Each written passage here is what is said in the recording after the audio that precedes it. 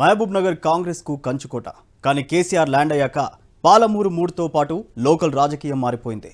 వరుసగా 2 సార్లు ఎంపీ సీట్ను గులాబీ పార్టీ కైవసం చేసుకుంది. ఈ విక్టరీ జర్నీని 2019లోనూ కంటిన్యూ చేయాలని చూస్తోంది టీఆర్ఎస్ టీం. కానీ కారుకు చెక్ పెట్టేందుకు విపక్షాలు సరికొత్త వ్యూహాలతో బరిలోకి దిగుతున్నాయి. ఆ పాలమూరు రాజకీయమేంటో ఇవాల్టి ఎంపీ రిపోర్ట్లో చూద్దాం.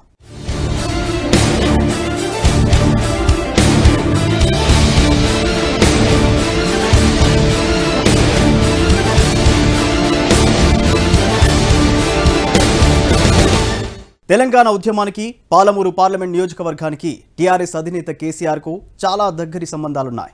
2009లో మహబూబ్ నగర్ ఎంపీగా కేసీఆర్ గెలుపొందారు. ఆయన పాలమూరు ఎంపీగా ఉన్నప్పుడే తెలంగాణ రాష్ట్రం ఏర్పడింది. అయితే ఉద్యమానికి ముందు నియోజకవర్గ రాజకీయం ఎలా ఉంది, ఇప్పుడు ఎలా ఉందో ఒకసారి చూద్దాం. 1952లో మహబూబ్ నగర్ లోక్సభ స్థానం ఏర్పడింది. ఇప్పటి వరకు 16 సార్లు ఎన్నికలు జరిగితే 9 సార్లు కాంగ్రెస్ అభ్యర్థులు గెలిచారు. జనతా పార్టీ 2 సార్లు, టీఆర్ఎస్ 2 సార్లు, బీజేపీ 1 సారి విజయం సాధించాయి. పాలమూరు ఎంపీ స్థానం హిస్టరీలో రాజా రామేశ్వరరావు 4 సార్లు ఎంపీగా గెలిచారు. ఆయన తర్వాత డాక్టర్ మల్లికార్జున్ 4 సార్లు ఎంపీగా ఎన్నికయ్యారు. ఈ ఇద్దరు హ్యాట్రిక్ కొట్టారు. ప్రస్తుత కాంగ్రెస్ సీనియర్ నేత జైపాల్ రెడ్డి 1984, 1998లో జనతా పార్టీ నుంచి ఎంపీగా గెలిచారు. 2009లో టీఆర్ఎస్ అధినేత కేసీఆర్ మహబూబ్ నగర్ నుంచి ప్రాతినిధ్యం వహించారు. ప్రస్తుత పాలమూరు ఎంపీ జితేందర్ రెడ్డి 1999లో బీజేపీ నుంచి తొలిసారి గెలిచారు. 2014లో మరోసారి ఎంపీగా ఎన్నికై టీఆర్ఎస్ ఎంపీగా పార్లమెంట్లో అడుగుపెట్టారు.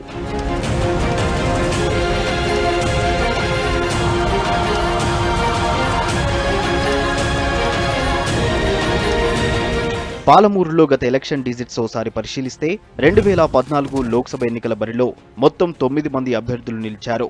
అయితే ప్రధాన పోటీ మాత్రం టీఆర్ఎస్, కాంగ్రెస్, బీజేపీ మధ్య నడిచింది. మొత్తం 10,15,000 ఓట్లు పోలైతే టీఆర్ఎస్ అభ్యర్థి జితేందర్ రెడ్డికి 3,34,000 ఓట్లు వచ్చాయి. కాంగ్రెస్ అభ్యర్థి జైపాల్ రెడ్డికి 3,31,000 ఓట్లు పోలయ్యాయి. బీజేపీ అభ్యర్థిగా పోటీ చేసిన నాగం జనార్దన్ రెడ్డి 2,72,000 ఓట్లు సాధించారు. స్వల్ప మెజారిటీతో జైపాల్ రెడ్డిపై టీఆర్ఎస్ అభ్యర్థి జితేందర్ రెడ్డి విజయం సాధించారు.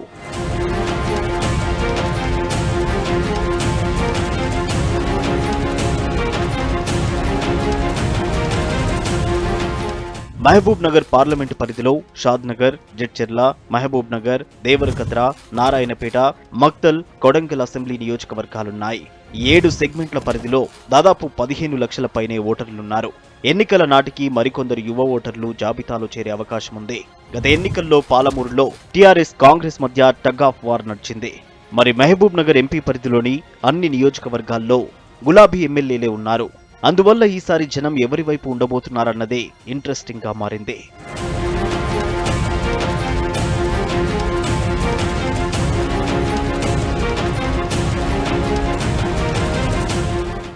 రెండోసారి ఎంపీగా ఎన్నికైన జితేందర్ రెడ్డి ఈ 5 ఏళ్లలో సాధించిందేమిటి? పాలమూరు పార్లమెంట్ పరిధిలో కొత్త పనులేమైనా చేశారా? రైల్వే లైన్ డబ్లింగ్ పనుల్లో ప్రోగ్రెస్ ఎంత? ఓవరాల్గా జితేందర్ రెడ్డి రిపోర్ట్ కార్డ్పై పాలమూరు ఏమంటోంది? Let's watch.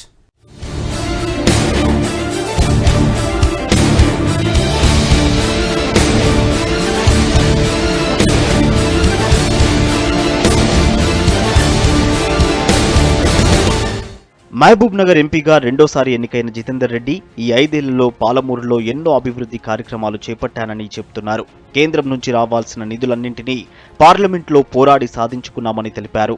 విభజన చట్టంలో పొందుపరిచినటువంటి ఎయిమ్స్, ఐఐఎం, హైకోర్టు, ట్రైబల్ యూనివర్సిటీలతో పాటు కీలక ప్రాజెక్టులన్నీ తీసుకొచ్చినట్లు చెబుతున్నారు జితేందర్ రెడ్డి. కేంద్రం నుంచి మాకు రావాల్సిన నిధులన్నిటిని కూడా పార్లమెంట్లో నిలదీసి తెలంగాణకు రావాల్సిన హక్కును స్టేట్ రీఆర్గనైజేషన్ యాక్ట్లో ఏవేవైతే పొందుపరిచి ఉన్నాయో ఎయిమ్స్ కానీ, హైకోర్టు కానీ, మాకు రావాల్సిన ఎన్వైర్న్మెంట్ క్లియరెన్సెస్ కానీ, ట్రైబల్ యూనివర్సిటీస్ కానీ, ఐఐఎం కానీ, ఇవన్నీ ఇన్స్టిట్యూషన్స్ అదే ఇన్ఫ్రాస్ట్రక్చర్ ప్రాజెక్ట్స్ అన్నిటిని కూడా సాధించుకోవడం జరిగింది కేసీఆర్ గారి నాయకత్వంలో అని కూడా మేము మీ అందరూ తెలియజేస్తున్నాం. 725 కోట్ల వ్యయంతో మహబూబ్ నగర్ నుంచి సికింద్రాబాద్ వరకు రైల్వే లైన్ డబ్లింగ్ పనులు పురోగతిలో ఉన్నాయన్నారు జితేందర్ రెడ్డి. మహబూబ్ నగర్ జిల్లాలో పాస్పోర్ట్ సేవా కేంద్రంతో పాటు పత్తి రైతుల కోసం పత్తి కొనుగోలు కేంద్రాన్ని ఏర్పాటు చేశామని తెలిపారు. అతి త్వరలో పాలమూరు ఎంపీ పరిధిలో సైనిక్ స్కూల్ కూడా ఏర్పాటు కాబోతోందని చెప్పారు జితేందర్ రెడ్డి. ఎన్నో సంవత్సరాల కలలు కంటున్న మహబూబ్ నగర్ ప్రజల ఆకాంక్ష డబ్లింగ్ మహబూబ్ నగర్ నుంచి సికింద్రాబాద్ దాకా చేయాల్సిన దానిని కూడా ఇమ్మీడియట్గా శాంక్షన్స్ తీసుకొచ్చి 725 కోట్ల రూపాయలతోటి ఆ డబ్లింగ్ అనే పనిని చేయడం జరిగింది. సైనిక్ స్కూల్లో కూడా ఆల్రెడీ డిఫెన్స్ నుంచి వాళ్ళ కన్సర్న్ రావడం జరిగింది. ఇక్కడ మన ల్యాండ్ కూడా ఇవ్వడం జరిగింది. అంతేకాకుండా ఎన్నో ఏళ్ల నుంచి పెండింగ్లో ఉన్న జడ్చర్ల టు మహబూబ్ నగర్ రోడ్డు విస్తరణ పనులకు 200 కోట్లు మంజూరు చేయించానన్నారు ఎంపీ జితేందర్. త్వరలోనే ఆ పనులు మొదలవుతాయని తెలిపారు. కేంద్రం నుంచి తనకొచ్చిన ఎంపీ ల్యాడ్స్ నిధులను పాలమూరు సెగ్మెంట్ పరిధిలోని 7 అసెంబ్లీ నియోజకవర్గాల్లో వివిధ అభివృద్ధి పనుల కోసం ఖర్చు చేశానన్నారు. మహబూబ్ నగర్ పట్టణంలో స్కిల్ డెవలప్మెంట్ సెంటర్ను కూడా ఏర్పాటు చేసినట్లు తెలిపారు. మాకు వస్తున్న ఎంపీ ల్యాడ్స్ నా టర్మ్లో 25 crores అమౌంట్ వచ్చిన దానిని అన్నిటిని కూడా ఇష్యూ చేసి అన్ని నాకున్న 7 సెగ్మెంట్స్లో ఎక్కడెక్కడ డ్రింకింగ్ వాటర్ ప్రాబ్లం ఉన్నదో, ఎక్కడెక్కడ వాటర్ ప్రాపర్గా లేదో వాటర్ ట్రీట్మెంట్స్ ప్లాంట్స్ ఇవ్వడం కానీ, LED లైట్స్ ఇవ్వడం కానీ, ముఖ్యంగా స్కూల్స్లలో కూడా అక్కడ కాంపౌండ్ వాల్స్ కానీ లేకపోతే డ్యూయల్ డెస్క్స్ కానీ, అంతేకాకుండా స్కిల్ డెవలప్మెంట్ ప్రోగ్రామ్ అనేది ఏదైతే ఉన్నదో దాన్ని కూడా మహబూబ్ నగర్లో అమలు చేసి ఆ స్కిల్ డెవలప్మెంట్ సెంటర్ను మహబూబ్ నగర్లో ఓపెన్ చేసి చాలామందికి దాంట్లో స్కిల్ డెవలప్మెంట్ ట్రైనింగ్ ఇవ్వడమే కాకుండా దాదాపు 3,000 మందికి మనం ఆల్రెడీ ప్లేస్మెంట్స్ కూడా ఇప్పించడం జరిగింది. ఇక తాను దత్తత తీసుకున్న మొగలిమడ్క గ్రామాన్ని అన్ని విధాల అభివృద్ధి చేసినట్లు తెలిపారు జితేందర్ రెడ్డి. గ్రామ ప్రజలకు మౌలిక వసతులు కల్పించడంతో పాటు కేంద్ర ప్రభుత్వ పథకాలన్నింటినీ ఈ ఊరికి వర్తింపజేసినట్లు చెప్పారు. మొగిలిమడక అనే విలేజ్ బ్యాక్ ఎక్దమ్ వితౌట్ రోడ్స్, వితౌట్ కనెక్టివిటీ లేని ఊరిని మేమందరం కూడా సెలెక్ట్ చేసి ఆ ఊరికి 3 కనెక్టివిటీ రోడ్స్, బీటీ రోడ్స్ అన్నిటిని కూడా చేయడం జరిగింది. అంతేకాకుండా ఆ ఊర్లో ఉన్న డ్రైన్స్ను, ఆ ఊర్లో ఉన్న వాటర్ ఫెసిలిటీస్ను, అక్కడ ఉన్న వాటర్ ఫిల్టరేషను, అంతేకాకుండా అక్కడ ఉన్న స్కూల్ కాంపౌండ్ వాల్స్, లైట్స్, ఇవన్నిటిని కూడా ఏదైతే ఉందో ఆ ఊరిని గ్రామం డెవలప్ చేయడం జరిగిందని చెప్పి కూడా తెలియజేస్తున్నాం. జితేందర్ రెడ్డి వర్షన్ ఇలా ఉంటే విపక్షాల వాదన మరోలా ఉంది. ఈ 5 ఏళ్లలో పాలమూరు ఎంపీ పరిధిలో జితేందర్ రెడ్డి చేసిందేమీ లేదంటున్నారు కాంగ్రెస్ నాయకులు.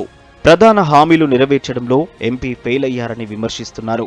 జడ్చర్ల టు మహబూబ్ నగర్ రైచూర్కు పోయే రోడ్డు ఇంతవరకు కూడా ప్రారంభం కాలేదు అంటే దాన్ని నాయకులు పట్టించుకోలేదనే అర్థము. మోతీ నగర్ నుండి టౌన్లోకి రావాలి అంటే అండర్ బ్రిడ్జ్ నుంచి రావాలి. అది చాలా ఇంకా ఓన్లీ 10-15 ఫీట్ల బ్రిడ్జ్, అది అండర్ బ్రిడ్జ్. అక్కడ నుంచి ఫ్లైఓవర్ వేయాలని చెప్పేసి ఎప్పటి నుంచో మనుషులు డిమాండ్ చేస్తూ ఉన్నారు. అది ఇంతవరకు కూడా నోచుకోలేదు. నారాయణపేట నియోజకవర్గము, కొడంగల్ నియోజకవర్గ ప్రజలు పూనా, బాంబే పోయి బతుకుతారు. అక్కడ ఊర్లోకి వెళ్ళి చూడండి, అక్కడ ఓన్లీ చిన్నపిల్లలు, వృద్ధులు మాత్రమే ఊర్లలో ఉన్నారు. అంటే వాళ్ళు ఇక్కడ ఉండి ఏదన్నా పనులు చేసుకోవాలంటే ఇండస్ట్రీలు ఏర్పాటు చేయాలి. ఇండస్ట్రీలు ఏర్పాటు చేయాలంటే కేంద్ర ప్రభుత్వం దగ్గర కొట్లాడి ఇక్కడ ఇండస్ట్రీస్ వేయించాలి. అటువంటివి కూడా ఏమీ చేయలేదు. ఎంపీ జితేందర్ రెడ్డి పాలనపై అపోజిషన్ వాయిస్ ది. మరి ఈ 5 ఏళ్లలో తమ ఎంపీ పనితీరుపై పాలమూరు పబ్లిక్ ఏమనుకుంటున్నారో ఇప్పుడు చూద్దాం. పాస్పోర్ట్ ఆఫీస్ను ఎక్కడో ఉన్నది, అది మన పాలమూరు జిల్లాకు పరిమితి చేసి పాలమూరుకే మన అందరికీ అందుబాటులో తెచ్చింది చాలా సంతోషకరమైన విషయం. కాటన్ కార్పొరేషన్ను దాన్ని మన మహబూబ్ నగర్ జిల్లాకు తీసుకురావడము మనమందరం కూడా ఎంతో సంతోషపడాలి. రైల్వేస్ కూడా కొత్త స్టేషన్లను కూడా వారు ఇక్కడికి ఎస్టాబ్లిష్ చేయాలని ఆలోచించారు. దాంట్లో 2-3 సఫలీకృతమైనాయి. మొత్తం 1900 మందిని ఇక్కడ ట్రైనింగ్ చేయడం జరిగింది ఇప్పటి వరకు. ఆ 1900 మందిలో 1374 మందిని మేము వాళ్ళకు ఉపాధి కల్పించడం జరిగింది. వివిధ ప్రైవేట్ రంగ సంస్థల్లో, అదేవిధంగా ప్రభుత్వ రంగ సంస్థల్లో కాంట్రాక్ట్ బేస్లుగా కూడా వాళ్ళకు ఉపాధిని కల్పించడం జరిగింది. ఈ సెంటర్ ద్వారా ఏంటంటే ఎవరైతే నిజంగా నిరుద్యోగ వృత్తితో ఇబ్బంది పడి వాళ్ళు ఉపాధి మార్గం చూసుకోలేకపోతున్నారో వాళ్లకు ఈ సెంటర్ ద్వారా వాళ్ళకు ఒక రూట్, ఒక భవిష్యత్తును చూపించబడుతుంది. ఏదైతే నిజంగా వెనుకబడినటువంటి జిల్లా అయినటువంటి పాలమూరు జిల్లాలో ఇట్లాంటి గొప్ప ఆలోచనతోన ఈ సెంటర్ ఏర్పాటు చేయడానికి కృషి చేసినటువంటి ఎంపీ గారికి మేము ఇక్కడ ఈ ప్రాంత నిరుద్యోగులుగా ఇక్కడ ఉద్యోగాలు పొంది మేము గర్వపడుతున్నాము. ఇది జితేందర్ రెడ్డి ప్రోగ్రెస్ రిపోర్ట్ పై పాలమూరు ప్రజల అంతరంగం.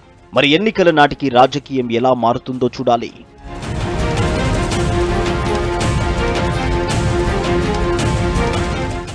2014 ఎంపీ ఎన్నికల్లో పాలమూరులో టగ్ ఆఫ్ వార్ నడిచింది.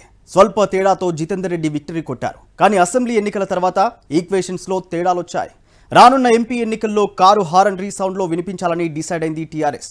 అయితే చేజారిన సీటు మళ్లీ దక్కించుకోవాలని కాంగ్రెస్ చూస్తోంది. మరి పాలమూరు జంక్షన్లో పార్టీల వ్యూహాలు ఎలా ఉన్నాయో ఇప్పుడు చూద్దాం.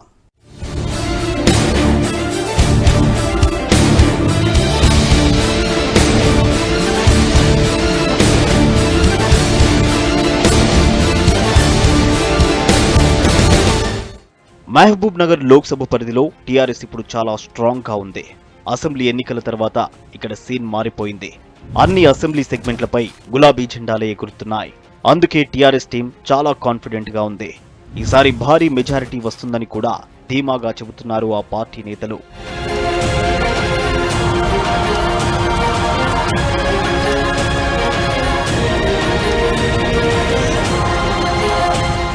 రెండు 2014లో టీఆర్ఎస్ నుంచి జితేందర్ రెడ్డి బరిలోకి దిగారు.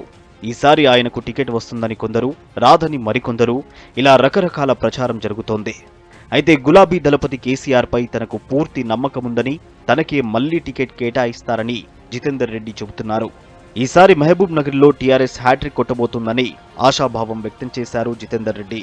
తాము చేపట్టిన అభివృద్ధి కార్యక్రమాలే టీఆర్ఎస్ ను గెలిపిస్తాయని చెప్పారు. 100% కేసీఆర్ గారి నాయకత్వంలో 2009లో ఇక్కడ కేసీఆర్ గారు పోటీ చేసి టీఆర్ఎస్ పార్టీ గెలిచింది.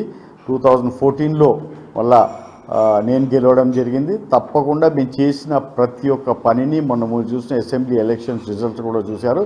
దాంతో తప్ప హ్యాట్రిక్ కొడుతున్నామని చెప్పి కూడా మేము తెలియజేస్తున్నాం. ఫ్యూచర్ ఏదైతే ఉన్నదో దానిని ఆ ప్రణాళికలన్నింటిని కూడా మా నాయకుడు చేస్తాడు. ఎవరు ఎక్కడ ఏ పొజిషన్లో ఉంటారనే దానిని డిసైడ్ చేసిన తర్వాత ఆ బాధ్యతలన్నింటిని కూడా మేము నెరవేరుస్తాం. ఇదిలా ఉంటే కాంగ్రెస్ లో పరిస్థితి గందరగోళంగా తయారైంది. మహబూబ్ నగర్ ఎంపీగా ఎవరు పోటీ చేయాలన్న దానిపై ఈ మధ్య టీపీసీసీ సమావేశంలో పాలమూరు నేతల మధ్య వాగ్వాదం జరిగింది. మహబూబ్ నగర్ లోక్సభ అభ్యర్థుల లిస్టులో సీనియర్ లీడర్ జైపాల్ రెడ్డి పేరు లేకపోవడంపై డీకే అరుణ తీవ్ర అభ్యంతరం వ్యక్తం చేశారు. క్షేత్రస్థాయిలో అంతా బాగున్నప్పుడు పోటీ చేసిన వాళ్ళు పార్టీ కష్టకాలంలో ఉన్నప్పుడు ఎందుకు బరిలోకి దిగడం లేదని ప్రశ్నించారు.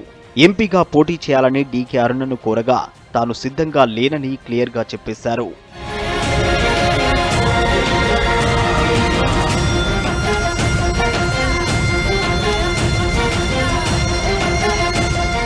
జైపాల్ రెడ్డి, డీకే అరుణ ఎంపీ బరిలో ఉండేందుకు సిద్ధంగా లేకపోవడంతో టీపీసీసీ చివరికి 2 అభ్యర్థులను ఫైనల్ చేసింది. అందులో ఒకరు కల్వకుర్తి మాజీ ఎమ్మెల్యే, ఏఐసీసీ కార్యదర్శి వంశీచంద్ రెడ్డి కాగా, అసెంబ్లీ ఎన్నికల్లో జడ్చర్ల టికెట్ ఆశించి భంగపడ్డ అనిరుద్ రెడ్డి మరొకరు. వీళ్ళిద్దరి పేర్లను ఏఐసీసీ స్క్రీనింగ్ కమిటీకి పంపారు. అయితే కాంగ్రెస్ హైకమాండ్ మాత్రం ఈసారి సీనియర్లనే బరిలోకి దించాలని ఫిక్స్ అయింది. ఇందులో భాగంగా డీకే అరుణను పాలమూరు నుంచి పోటీకి దించే అవకాశముందని ప్రచారం జరుగుతోంది.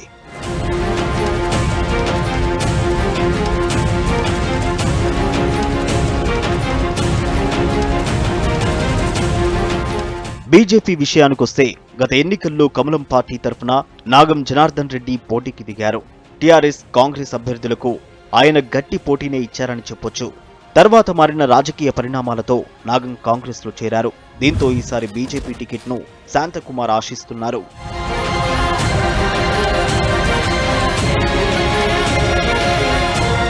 ఫైనల్ గా పార్టీల బలాబలాల విషయానికొస్తే పాలమూరు లోక్సభ పరిధిలోని 7 నియోజకవర్గాల్లో టీఆర్ఎస్ ఎమ్మెల్యేలే ఉన్నారు. అందుకే కాంగ్రెస్ సీనియర్లు ఎంపీ బరిలో నిలిచేందుకు ఆసక్తి చూపడం లేదనే ప్రచారం జరుగుతోంది. మరి వచ్చే ఎన్నికల్లో వార్ వన్ సైడ్ అవుతుందా? గత ఎన్నికల్లో లాగే టగ్ ఆఫ్ వార్ నడుస్తుందా అన్నది కొద్ది రోజుల్లోనే తేలిపోనుంది.